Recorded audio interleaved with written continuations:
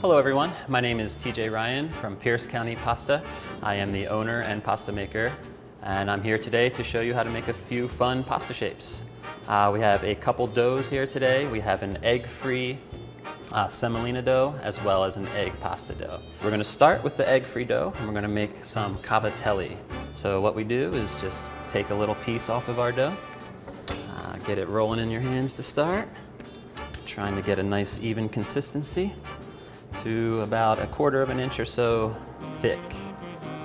And once we have our rope, I'm just going to take a knife and cut little pieces about this big. And I'm going to bang out a few of those real quick. Okay, we'll start with cavatelli. So if you don't have, this is a garganelli board. You could also use a gnocchi board or just the back of a fork if you have at home. Take a piece of your cut pasta, pinch it by the 2 cut ends, lay it on the board, press your thumb in, and just let it roll right off. Very similar to like gnocchi as well. And as you can see, you can just kind of start going really fast with these guys. Without the egg in the dough, they have a nice firm texture which stands up really well to meat sauces and such. So there's cavatelli. For orecchiette, the only tools you need really are your hands. I just take a piece of the same dough, press it into my palm with my thumb, take it off and wrap it around my finger. And there's an orecchiette, which translates to little ears in Italian. 1, 2, make one more of those guys.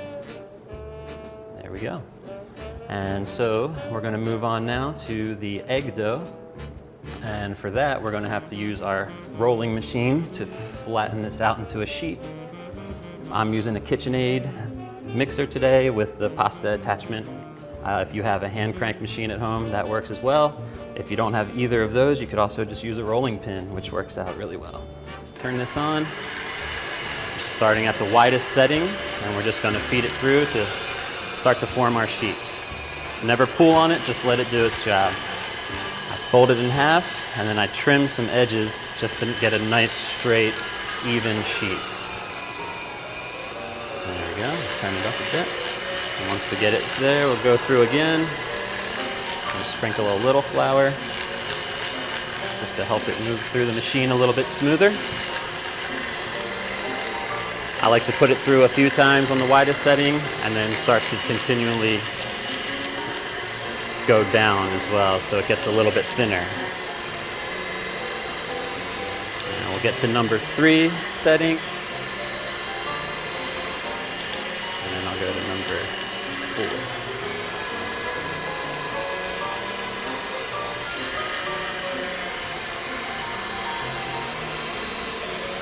Okay, so now we have a nice sheet of pasta.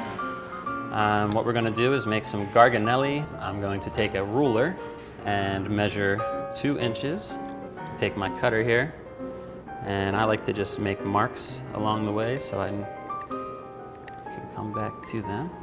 And then I just go straight down. And they don't have to be perfect squares. And then what I do is stack them on top of each other. Take my ruler again and cut in 2 inches. So 2, 4. Now I have my squares. It's time to get our garganelli board back out. It comes with a nice dowel here, so you can roll these. What I do is take a square, offset it a little bit, go right into the center, roll it around the dowel, use your finger to just push it, and then seal it. And there's our garganelli.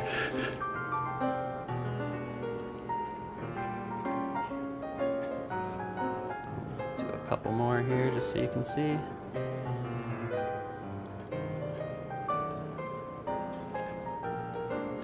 There we go, there's garganelli. The next shape we can do real quick with these same 2-inch squares is farfalle. And what I do with those is just lay them out flat. Take your fingers, start at the bottom with your thumb, kind of pinch towards the middle, and grab the top, and then pinch it all together. And we've got farfalle.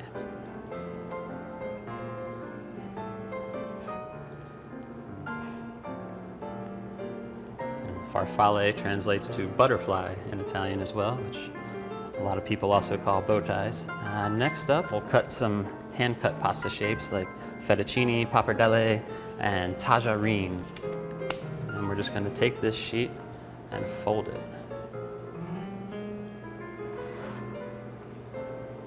About there.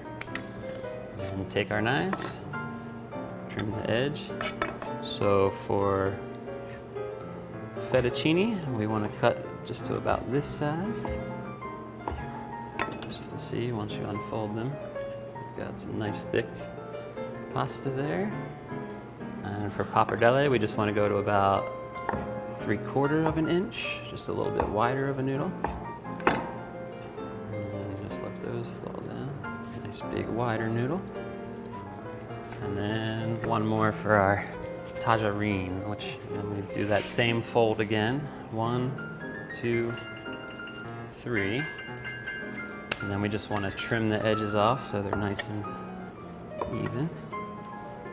And then this one we just cut really, really as thin as you can almost go.